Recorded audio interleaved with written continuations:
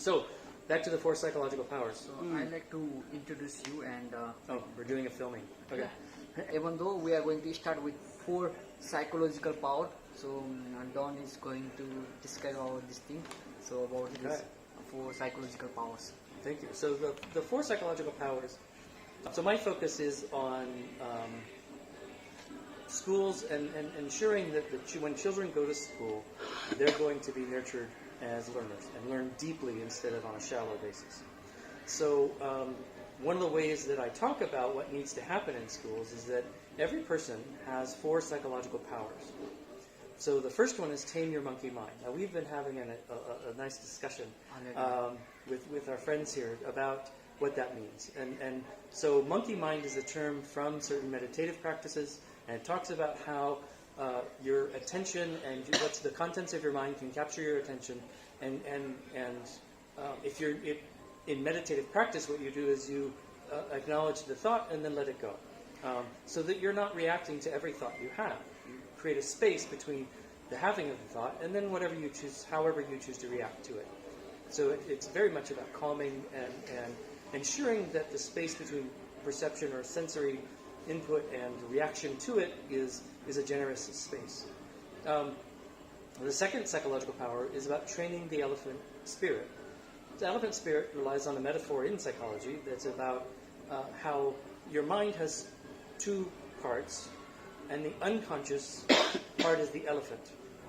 The conscious part is more like monkey mind, but it's a rider on that elephant.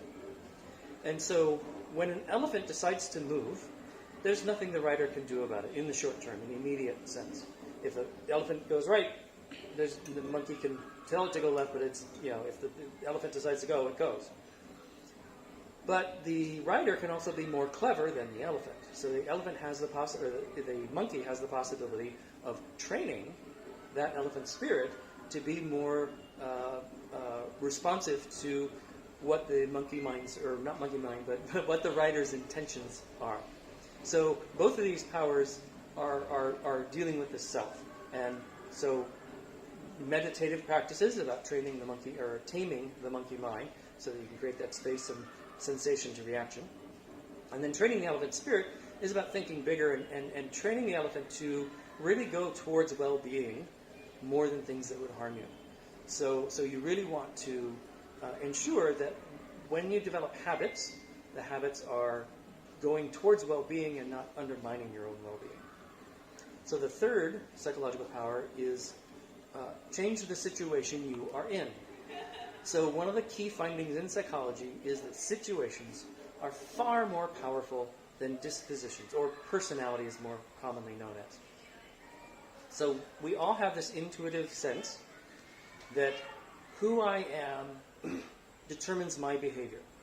My uniqueness, my special me that I am, determines my behavior in every situation.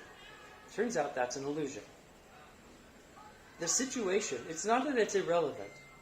It's that it's far less powerful than we're led to believe by our own intuitions. So when you are thinking about the situation you're in, what can you do to change that situation? There may be opportunities that you have. If you're, if you're at the bottom of the organization, are there ways that you can deal with your coworkers and your boss to be able to change the situation and make it better? Or if you're the boss, are there ways that you can change the situation you're creating for your employees and ensure that their well-being is being protected? And then the fourth psychological power is choose a different situation to be in. So this is the most powerful thing, is if you can choose a completely different situation, and better yet, if you can shape the situation you're creating, like create a whole new situation, then you can have more control over it. You can ensure that you're being supportive of everybody who enters that situation. So we think about it often in terms of schooling.